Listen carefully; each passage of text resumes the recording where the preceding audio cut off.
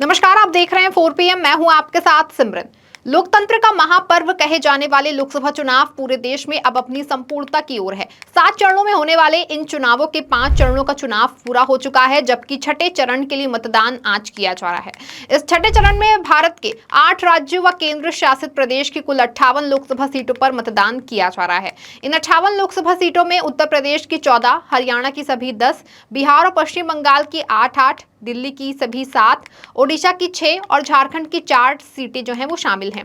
वहीं सबसे कम जम्मू कश्मीर की 1 सीट पर भी लोग वोट डालने जाएंगे। इस छठे चरण में कई दिग्गजों की किस्मत का फैसला मतदाता करेंगे। इस चरण में 3 केंद्रीय मंत्री धर्मेंद्र प्रधान, कृष्ण पाल सिंह गुर्जर और राव इंद्रजीत सिंह मैदान में हैं। इसके अलावा 3 पूर्व मुख्यमंत्री महबूबा मुफ्ती, मनोहर लाल खट्टर और जगदम्बिका पाल भी इसी चरण में अपनी किस्मत आजमा रहे हैं। तो वहीं दिग्गजों के अलावा मनोज तिवारी, मेनका गांधी, नवीन जिंदल, बांसुरी स्वराज, संबित पात्रा, राज बब्बर और निरहुआ जैसे चर्चित चेहरों की किस्मत भी छठे चरण में ईवीएम में कैद हो जाएगी। देश के अंदर लोकसभा की 543 सीटों में से 5वें चरण का मतदान पूरा होने तक 429 लोकसभा सीटों पर मतदान हो चुके हैं, जबकि आज हो रहे छठे चरण की 58 सीटों पर मतदान होने के बाद देश की कुल 487 सीटों पर मतदान पूरा हो जाएगा और फिर अंतिम चरण में होने वाली सिर्फ 56 सीटों पर वोटिंग बाकी रहेगी। इसके बाद सभी राजनीतिक दलों की निगाहें 4 जून को चुनाव परिणाम पर टिकी होंगी। अब देश को एक नई सरकार मिलेगी। फिलहाल तो अब तक हुए चुनाव के बाद सत्ता पक्ष और विपक्ष दोनों ही की ओर से अपनी अपनी जीत के दावे किए जा रहे हैं। एक और भाजपा है जिस पर से अब फिलहाल 400 पार का भूत उतर चुका है। हाँ, एक बार फिर पूर्ण बहुमत की सरकार बनाने का दावा बीजेपी के नेता अभी भी कर रहे हैं। तो वहीं दूसरी ओर इंडिया गठबंधन के झंडे तले एकजुट हुआ विपक्ष है, जो इस बार भाजपा की सत्ता से विदाई तय कर रहा है और हर बीतते चरण के साथ ही अपनी सीटों में भारी बढ़ोतरी कर रहा है। 5 चरण के चुनाव पूरे होने के बाद इंडिया गठबंधन का कहना है कि वो 300 सीटों पर जीत हासिल कर रहे हैं। फिलहाल तो ये सारे सिर्फ कयास हैं, लेकिन वास्तव में देश में किसकी सरकार बनेगी और कौन देश की सत्ता पर राज करेगा, इसका काफी हद तक फैसला उत्तर प्रदेश, महाराष्ट्र, पश्चिम बंगाल और बिहार की जनता करती है। क्योंकि जिस दल या गठबंधन ने इन 4 राज्यों में जीत हासिल कर ली और अपनी पकड़ मजबूत बना ली, वो देश की सत्ता पर भी राज कर लेगा। क्योंकि वे 4 राज्य हैं जहां देश में अधिक सीटें हैं और यहाँ यूपी में सबसे अधिक 80 लोकसभा सीटें हैं, फिर महाराष्ट्र में 48 लोकसभा सीटें हैं, फिर पश्चिम बंगाल में 42 और इसके बाद बिहार में 40 लोकसभा सीटें आती हैं। यानी कि इन 4 राज्यों में ही देश की 543 लोकसभा सीटों में से 210 लोकसभा सीटें आ जाती हैं। अब जो भी दल या गठबंधन इन 210 सीटों पर मजबूत बढ़त बना लेगा और इन चारों राज्यों में अपना परचम लहराएगा, वो ही दल दिल्ली में केंद्र की सत्ता पर राज करेगा। इसीलिए इन 4 राज्यों की लड़ाई काफी अहम हो जाती है और इन 4 राज्यों पर भाजपा समर्थित एनडीए गठबंधन के साथ साथ विपक्ष भी अपनी नजरें गड़ाए बैठा है। बेशक पिछले चुनाव में इन 210 में से अधिकतर सीटों पर भाजपा ने अपना परचम लहराया था, लेकिन इस बार माहौल 2019 के लोकसभा चुनाव से पूरी तरह से अलग है। ऐसे में इस बार भाजपा के लिए इन 210 सीटों पर को पार कर पाना काफी मुश्किल होने वाला है और तभी बीजेपी की सत्ता में वापसी की उम्मीद भी काफी कम ही नजर आ रही है। इन 4 राज्यों में अगर हम बात करें सबसे अधिक लोकसभा सीटों वाले उत्तर प्रदेश की, तो यहाँ की 80 लोकसभा सीटें केंद्र में सरकार बनाने में सबसे अहम भूमिका निभाती हैं। कहा जाता है कि जिसने यूपी जीत लिया, समझो उसने लोकसभा चुनाव भी फतह कर लिया। इसीलिए भारत की राजनीति के बारे में कहा जाता है कि दिल्ली का रास्ता यूपी से ही होकर गुजरता है। इसीलिए इन 80 लोकसभा सीटों पर सभी दलों की नजरें रहती हैं। अगर हम पिछले लोकसभा चुनावों की बात करें तो यूपी की 80 लोकसभा सीटों में 62 पर भाजपा और 2 पर बीजेपी के सहयोगी दल ने जीत हासिल की थी, यानी 64 सीटें एनडीए के खाते में गई थी, जबकि 10 सीटों पर बसपा, 5 पर सपा और कांग्रेस के खाते में सिर्फ रायबरेली की 1 सीट आई थी। जबकि 2014 के लोकसभा चुनाव में भाजपा ने 71 सीटों पर जीत हासिल की थी। ऐसे में बीजेपी इस बार भी उत्तर प्रदेश से भारी संख्या में सीटें जीतने की उम्मीद लगाए बैठी है, लेकिन इस बार हालात 2014 और 2019 वाले नहीं हैं। यही कारण है कि इस बार भाजपा को यूपी में भारी नुकसान होने की उम्मीद जताई जा रही है, क्योंकि वो कहते हैं इतिहास बार बार लौटकर वहीं आता है जहां से कभी शुरू होता है। 2014 के चुनाव में बेरोजगारी और महंगाई महंगाई बड़ा मुद्दा था जिसे मोदी ने उठाया था और उसी का नतीजा था कि भाजपा सत्ता में आई थी और मोदी प्रधानमंत्री की कुर्सी तक पहुंचे थे। उस वक्त कांग्रेस 10 साल सत्ता में बिता चुकी थी और सत्ता विरोधी लहर भी थी। अब 2024 में घूम फिरकर इसी बेरोजगारी और महंगाई के मुद्दे ने उत्तर प्रदेश के मतदाताओं को प्रभावित किया है। 2014 में भाजपा सत्ता में अपने 10 साल बिता चुकी है। ऐसे में इस बार माहौल भाजपा के खिलाफ दिखाई पड़ रहा है। पश्चिमी उत्तर प्रदेश में जिस ध्रुवीकरण के सहारे भाजपा चुनावी बाजी मारती रही है, अब की ध्रुवीकरण का कोई नजारा मतदान केंद्रों पर नहीं दिखा। पश्चिम उत्तर प्रदेश में वर्ष 2007 के विधानसभा चुनाव में मायावती ने बसपा से अधिकांश मुस्लिम उम्मीदवारों को टिकट दिया था और उन्होंने जीत हासिल कर प्रदेश में बसपा की सरकार बनाई थी। इसके बाद भाजपा और खासकर संघ के लोगों ने इस सूत्र को पकड़ा था, ध्रुवीकरण को हवा दी।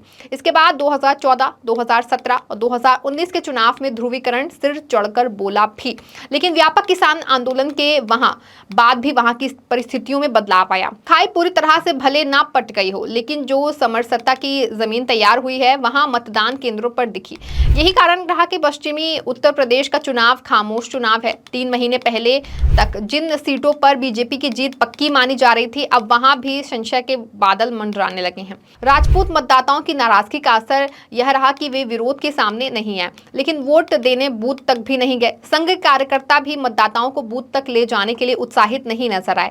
इसी तरह पूर्वी उत्तर प्रदेश में एक बनारस को छोड़ दें तो लगभग सारी सीटों पर पेंच फंसा हुआ है। सलेमपुर की सीट पर लोग प्रत्याशी से नाराज हैं, तो बलिया सीट पर प्रत्याशी के चयन से घोसी सीट पर ओम प्रकाश राजभर का बड़बोलापन जीत के आंकड़े आ रहा है। गाजीपुर, आजमगढ़, लालगंज, चंदौली, मिर्जापुर, मछली शहर की सीटें हाथ से निकलती दिख रही हैं। महंगाई, बेरोजगारी, पेपर लीक और आवारा पशु की समस्याओं ने पूर्वी उत्तर प्रदेश की तस्वीर बदल दी है। इसीलिए ऐसे कयास लगाए जा रहे हैं कि यूपी में इस बार बीजेपी को बड़ा नुकसान होने जा रहा है और प्रदेश में भाजपा 45 से 50 के आसपास ही सिमट जाएगी, जिससे कि बीजेपी का जो इस बार प्रदेश की 70 सीटें जीतने का लक्ष्य है वो एक टूटी हुई उम्मीद बनकर रह जाएगा। उत्तर प्रदेश के अलावा अगर बात करें भारत के दूसरे सबसे अधिक लोकसभा सीटों वाले राज्य महाराष्ट्र की, तो 48 लोकसभा सीटों वाला ये राज्य केंद्र की सत्ता के लिए काफी अहम है। लेकिन वर्तमान समय में देश के सत्ताधारी दल भाजपा का हाल महाराष्ट्र में काफी बुरा नजर आ रहा है, क्योंकि महाराष्ट्र में भाजपा के ऊपर एक कलंक है कि उसने 2 बड़ी क्षेत्रीय पार्टियों में फूट डालकर उन्हें तोड़ा है, वो भी सिर्फ सत्ता पाने के लिए। वहीं उन 2 क्षेत्रीय पार्टियों के भी संस्थापक धड़ भाजपा के खिलाफ ही हैं और विपक्ष में बैठे हैं। ऐसे में उन धड़ों को जनता का समर्थन मिल रहा है और सिंपैथी का लाभ मिल रहा है, इसलिए बीजेपी का हाल बुरा हुआ है। अगर पिछले चुनाव की बात करें तो 2019 के लोकसभा चुनाव में भाजपा ने 23, शिवसेना ने 18, एनसीपी ने 4, एआईएमआईएम ने 1, अमरावती सीट से निर्दलीय तथा चंद्रपुर की सीट पर कांग्रेस ने जीत दर्ज की थी। लेकिन इस बार हालात पूरी तरह से अलग हैं, क्योंकि शिवसेना और एनसीपी दोनों बड़े क्षेत्रीय दल 2 गुटों में बंट चुके हैं और इनके 2 फाड़ होने का पूरा इल्जाम भाजपा के सिर पर है। इसीलिए भाजपा को यहां नुकसान हो रहा है, जबकि 2 धड़ों में बंटने से इन दोनों ही क्षेत्रीय दलों की भी इस बार नुकसान ही उठाना पड़ेगा। इसके अलावा पिछली बार प्रकाश अंबेडकर और ओवैसी का दल मिलकर चुनाव लड़े थे, अब की ये दोनों ही अलग अलग लड़ रहे हैं। नेताओं कार्यकर्ताओं के बीच संवादहीनता है। नेताओं ने तो पाला बदल दिया और अब कार्यकर्ता भी परेशान हैं, वे किधर जाएं। यही कारण है कि वहां चुनाव का स्थानीकरण हो गया है। वहां कमोबेश सभी सीटों पर स्थानीय मुद्दों प्रत्याशियों के चेहरों पर चुनाव लड़ा जा रहा है। नेताओं से नाराजगी इस कदर है कि लोग वोट देने के लिए बूथ तक नहीं जा रहे हैं। पूरे देश में चुनाव मोदी के चेहरे पर लड़ा जा रहा है, लेकिन महाराष्ट्र में ऐसा नहीं है।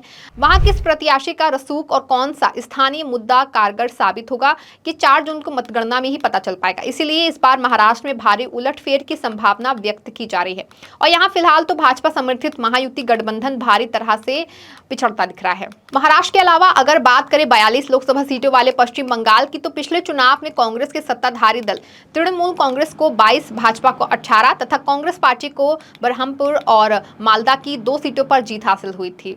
इसमें कोई शक नहीं कि इस बार भाजपा ने पश्चिम बंगाल में काफी मेहनत की है, लेकिन चुनाव से पहले सीएए लाने का दावा यहाँ बीजेपी को उल्टा ही पड़ गया। हालांकि इस बार पश्चिम बंगाल में सीधा मुकाबला भाजपा और तृणमूल कांग्रेस के बीच है। शांति और सुरक्षा का मामला उठाते हुए भाजपा पूरे राज्य में ध्रुवीकरण कर आधिकारिक सीटों पर जीत हासिल करने का दावा कर रही है, जबकि तृणमूल कांग्रेस ने महंगाई, बेरोजगारी, राज्यों की स्वायत्तता को मुख्य मुद्दा बनाया है। हालांकि ऐसा लग रहा है कि भाजपा का ध्रुवीकरण का दाव पश्चिम बंगाल में ज्यादा कारगर होता दिखाई नहीं दे रहा है, जबकि कांग्रेस पार्टी सिर्फ 3-4 सीटों पर अच्छा चुनाव लड़ रही है, जिससे कि एक सीट कांग्रेस कांग्रेस नेता अधीर रंजन वाली है। भाजपा भले जो दम भर रही हो, लेकिन वहां के जानकार लोगों का कहना है कि पश्चिम बंगाल में ज्यादा उलटफेर की गुंजाइश नहीं है।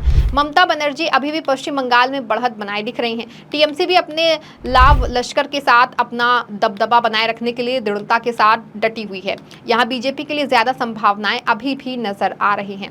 यूपी से सटे राज्य बिहार की 40 सीटें देश की सत्ता में काफी अहम भूमिका निभाती हैं, क्योंकि कहते हैं कि अगर यूपी बिहार में जिस पार्टी ने अपना परचम लहरा लिया, समझो कि वो केंद्र की सत्ता को पा गया। पिछले चुनाव में बिहार में 40 में से 39 सीटों पर एनडीए गठबंधन ने जीत हासिल की थी, जबकि कांग्रेस ने राज्य की किशनगंज सीट पर जीत दर्ज की थी। ऐसे में भाजपा इस बार भी अपने उसी प्रदर्शन को दोहराने का प्रयास करना चाहेगी। लेकिन जिस तरह से बिहार का माहौल नजर आ रहा है और तेजस्वी यादव की जनसभाओं में जिस तरह का जन सैलाब उमड़ रहा है, उसे देखकर लगता है कि अब की बिहार में भी भाजपा को 2019 के मुकाबले नुकसान होना तय है। अब देखने वाली बात होगी कि विपक्ष माने इंडिया गठबंधन इस नुकसान का कितना फायदा उठा पाता है और कितनी सीटों को अपने पाले में कर पाता है। लेकिन ऐसी उम्मीद तो जताई जा रही है कि इस बार इंडिया गठबंधन कम से कम 18 से 20 सीटें जीत ही रहा है। यानी साफ है कि बीजेपी को आधी सीटों पर भारी नुकसान हो रहा है। इंडिया गठबंधन के राज्य में प्रमुख घटक राजद ने बेरोजगारी के मामले को इस कदर तूल दिया कि 2014 की यादें ताजा हो जा रही हैं।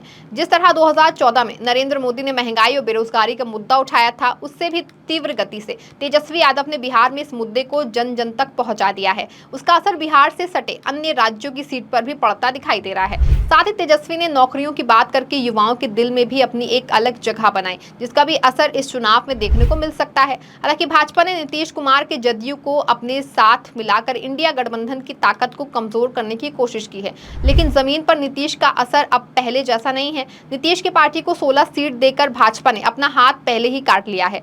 जिन 16 सीटों पर नीतीश की पार्टी चुनाव लड़ रही है, उन सब सीटों पर इंडिया गठबंधन मजबूत स्थिति में है।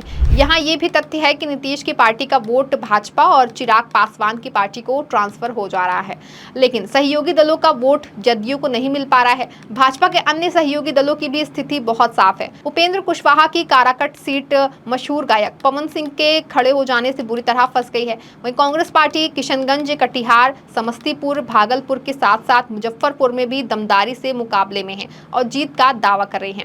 कुल मिलाकर इन चारों राज्यों में इस बार भाजपा की हालत काफी पतली नजर आ रही है और ऐसे में इसका अब की बार 400 पार का ख्वाब तो ख्वाब ही रह जाएगा। लेकिन जिस तरह से इन प्रमुख राज्यों में बीजेपी को नुकसान होता दिख रहा है, उससे लगता है कि भाजपा की सत्ता में वापसी भी काफी मुश्किल है, क्योंकि पिछली बार इन 4 राज्यों की 210 सीटों में से भाजपा गठबंधन ने 162 सीटों पर जीत दर्ज की थी। अब जबकि मोदी ने 400 पार का नारा दिया है, तब इस संख्या में वृद्धि की जरूरत पड़ेगी। लेकिन इन राज्यों ने छनकर आ रही खबरों के मुताबिक ये आंकड़ा 162 से घटकर 100-120 रहने वाला है। यानी मतलब साफ है कि भारी नुकसान होने वाला है। ऐसे में देखना दिलचस्प होगा कि क्या भाजपा किसी भी तरह से सत्ता में वापसी कर पाएगी या फिर नहीं, क्योंकि ये तो क्लियर है कि 400 पार या 370 तो दूर, फिर से 272 पाकर पूर्ण बहुमत की सरकार बनाना भी बीजेपी के लिए इस बार बहुत आसान नहीं है। बाकी क्या होता है ये तो 4 जून के चुनाव परिणाम के बाद ही पता चल पाएगा। इस खबर में फिलहाल बस इतना ही। ऐसी तमाम राजनीतिक खबरों के लिए बने रहें और देखते रहें 4 PM। धन्यवाद।